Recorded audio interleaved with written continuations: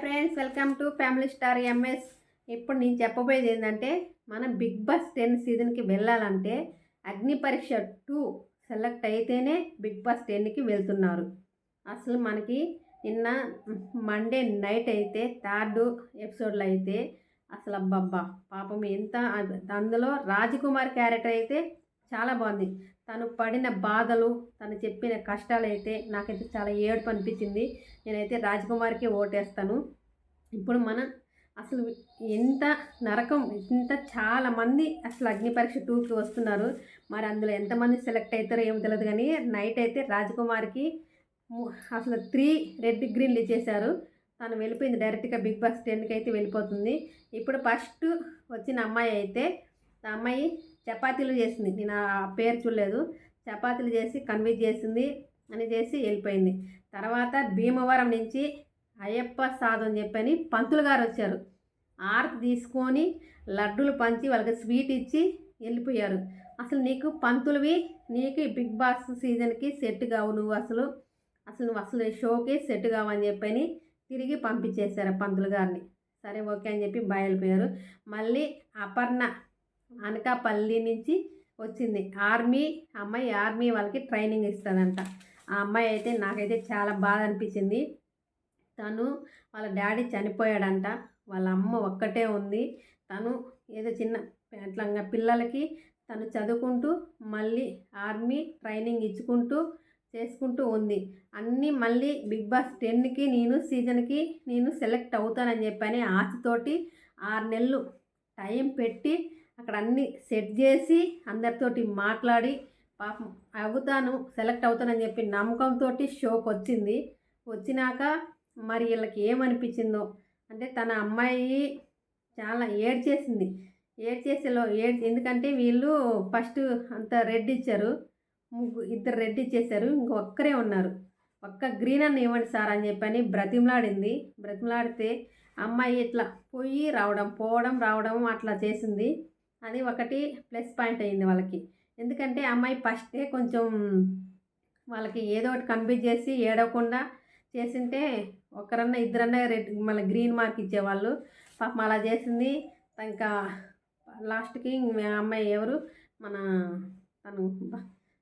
Anchor Sreemukhi వెళ్ళిపో అని చెప్పాను అంది. నెక్స్ట్ టైం కొంచెం సెలెక్ట్ అవుతామని చెప్పని పంపించేశారు. తర్వాత రామకృష్ణ నవరాసాలు లవ్ ఫెయిలియర్ అంట, తను వచ్చారు. అసలు అమ్మాయి అసలు ఇంకా అబ్బాయి డైరెక్ట్గా వెళ్ళి అమ్మాయికి ముద్దు పెట్టాడంట. అక్కడ లవ్ ఫెయిలియర్లో అమ్మాయికి ముద్దు పెట్టాడు అని చెప్పని తను ఉంది కదా జడ్జెస్ బిందు మాదిరి గారు ఇంకా పంపించేసింది. కానీ అబ్బాయిని కొంచెం మంచిగా మళ్ళీ లవ్ ఫెయిలియరు ఎట్లా ఏంటి అని చెప్పి మాట్లాడడం పాపం అబ్బాయికి చేత కాలేదు.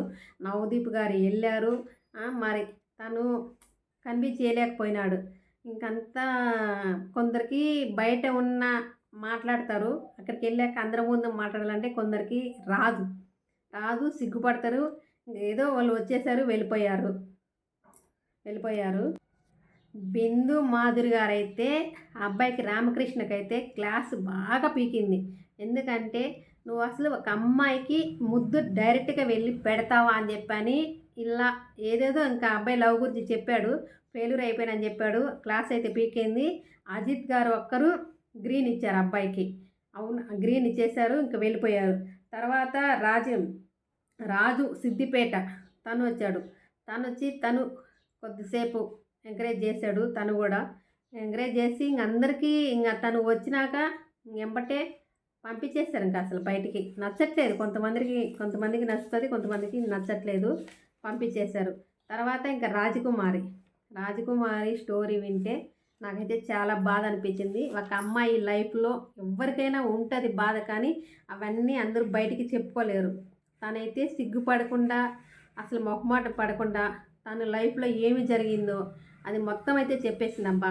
అంతే, ఏదైనా పటాపట్ చెప్తేనే తను జీవితం అలా ఉందని చెప్పని జడ్జెస్ 3 గ్రీన్ చేశారు, డైరెక్ట్గా బిగ్ బాస్లోకి పంపించేశారు.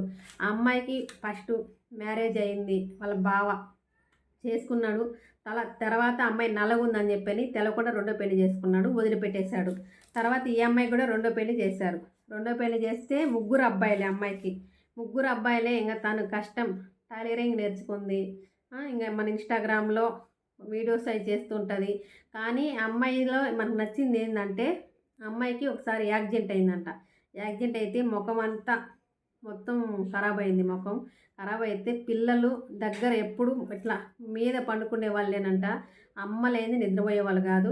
అలాంటోళ్ళు తనని చూసి భయపడి దగ్గర కూడా రాలేదంట. అసలు అంత బాధ పిల్లలకంటే. ఇప్పుడు ఎవరైనా మన పిల్లలు మన అమ్మ ఎట్లనున్నా మనం కొంతమంది అసహించుకుంటారు కదా పిల్లలు చూస్తే తల్లిని. అట్లా చూసి తను చూసి భయపడ్డారు పిల్లలు. అసహించుకోలేదు కానీ భయపడ్డారు. తను అంత లైఫ్‌లో అసలు అంత ఒక ఆడపిల్లని మరి తను చెప్పింది విన్నారా? అసలు ఎవడైనా మరి నిజమే మరి. మనం ఒక అమ్మాయిని పెళ్లి చేసుకుంటే పోషిస్తామా లేదా అని చెప్పినాకనే ఆలోచించినాకనే, లేకపోతే వాడు ఒక సెటిల్ అయినాకనే పెళ్లి చేసుకోవాలి. పెళ్లి చేసుకున్నాక ఫస్ట్ ఏం చెప్తారు తెలిసినా? నేను ఆ జాబ్ చేస్తున్నాను, ఈ జాబ్ చేస్తున్నాను ఇట్లా అని చెప్తారు. ఎన్నో అబద్ధాలు చెప్పి పెళ్లి చేసుకుంటారు. పెళ్లి చేసుకున్నాక ఇంకా ఆడపిల్లలకి టార్చర్లు అవుతున్నాయి. అలానే తనకు కూడా ఎవడైనా మరి అమ్మ నాయన కూడా ఇప్పుడు నా కొడుకు తాగుడుపోతాడు, మరి ఒక అమ్మాయిని తెచ్చి పెళ్లి చేస్తే వాడి జీవితం మారిపోతుంది అమ్మాయి వస్తే అని చెప్పని చాలామంది ఇట్లనే చేస్తారు. పెళ్ళిళ్ళు చేస్తారు. చేసినాక తర్వాత వాడు మారడు. వాడు మారే అసలు పొజిషన్ అక్కడ ఉండదు. ఇంకా వాడు ఎక్కువే చేస్తాడు. మారేవాడైతే పెళ్లి కాకముందే మారతాడు. పెళ్ళాం వచ్చినాక ఎట్లా మారుతాడు చెప్పండి మీరు? ఇప్పుడు రాజకుమార్ చెప్పిన స్టోరీలో కూడా అదే ఉంది. ఎవడైనా ఇప్పుడు అమ్మ నాయన నా కొడుకు పెళ్లి చేస్తే మంచిగా మారిపోతాడు అని చెప్పి అనుకుంటారు. అదే పొజిషన్లో నీ కూతుర్ని అలాంటి వాడికి ఇస్తారా? పోయి ఆలోచిస్తారు చెప్పండి మీరే. అలాంటి వాడికి ఇవ్వరు కదా. ఇప్పుడు మన బిడ్డ అయినా ఒకటే, వేరే వాళ్ళ బిడ్డ అయినా ఒకటే. ఇప్పుడు మన బిడ్డ పోయి అలాంటి దగ్గర కాపురం చేస్తుందా? వాళ్ళ బిడ్డ వచ్చి మనోడి దగ్గర ఎట్లా కాపురం చేస్తుంది? ఇందులో చెప్పండి మీరు, లాజిక్ చెప్పండి. రాజకుమార్ అడిగిన ప్రశ్నలకి అన్నీ కరెక్టే ఉన్నాయి అందులో. మరి అంతే అమ్మ నాయన ఫస్టు ఎట్లాంటోడు ఏమైంది, పెళ్లి చేస్తే పడేస్తే పోయిద్ది, వచ్చింది చచ్చిపోయిద్ది, ఆమె చేసుకుంటుందని చెప్పని చేసుకున్నదే కష్టపడేది. అవునా కదా? అలా జరుగుతుంది. మరి అలాంటి వాళ్ళు పెళ్ళిళ్ళు చేసుకోకూడదు. తాగుడుపోతాడు కానీ ఎవడైనా కానీ లైఫ్ లాంగ్ అట్లనే ఉండాలి. ఒక ఆడపిల్ల జీవితం ఎందుకు నాశనం చేయాలి? అవునా కదా? ఇప్పుడు రాజకుమార్ చెప్పిన దాంతో అన్నీ కరెక్టే ఉన్నాయి. అలాంటి అమ్మాయి ఉండాలి, ఒకరు ఉండాలి. ఇప్పుడు మన బిగ్ బాస్లో ఉండాలి. ఇట్లా మొత్తం ఇప్పుడు రాజకుమారి స్టోరీ మొత్తం ప్రపంచం అంతా చూస్తుంది. మా ఊళ్ళో ఏమన్నా చూసుకొని ఏమన్నా చేసుకొని ఏమన్నా పిక్కొని ఎంతమంది చూసుకొని కుళ్ళి చావని అని చెప్పానైతే మాట్లాడింది రాజకుమారి. అయితే కుళ్ళి చచ్చిపోని మా ఊరోళ్ళు చూసినా కూడా ఏం చేసుకుంటారో చేసుకొని అని చెప్పని మాట్లాడింది రాజకుమారి. అయితే అసలు దాని స్టోరీ అసలు ఒక ఆడపిల్లకి ఇలాంటి కష్టాలు రాకూడదు. అలాంటి వాళ్ళ నుంచి అలాంటి నా కొడుకులు పెళ్ళిళ్ళు చేసుకొని పిల్లాన్ని పోషించిన వాళ్ళు అసలు పెళ్ళిళ్ళే చేసుకోకూడదు. ఇప్పుడు ఆ ముగ్గురు పిల్లల గురించి తను అందంగా ఉన్నా లేకున్నా బిగ్ బాస్కి వచ్చింది. ఎందుకంటే పిల్లల కోసం ఆ పిల్లల్ని అసలు ఒక పొజిషన్ తీయాలి. అసలు వాళ్ళ పిల్లల కోసం నేను బ్రతుకుతున్నాను, ఒక పొజిషన్ నిలబెట్టాలి వాళ్ళని చెప్పని నేనైతే నా ఓటైతే మన రాజకుమారికే. తను ఎందుకంటే మనలాంటి ఆడపిల్ల అలాంటి ఆడపిల్ల బ్రతుకు ఎవరికి రాకూడదు, ఏ ఆడపిల్లకి రాకూడదు, అన్ని కష్టాలు రాకూడదు అని చెప్పేది నేను కోరుకుంటున్నాను. ఇప్పుడు మన రాజకుమారి బిగ్ బాస్ విన్నర్ కావాలి, తన కష్టాలు పోవాలి, తను హ్యాపీగా ఉండాలని అయితే నేను మనస్ఫూర్తిగా కోరుకుంటున్నాను. మరి మీకేమనిపిస్తుందో కామెంట్ చేయండి. రాజకుమారి తర్వాత మళ్ళీ లయ్య సికింద్రాబాద్ పాత బస్ అని వచ్చింది. అమ్మాయికి ఒంటి నిండా కేజీ కండలేదు. అసలు పిచ్చిగా మాట్లాడింది.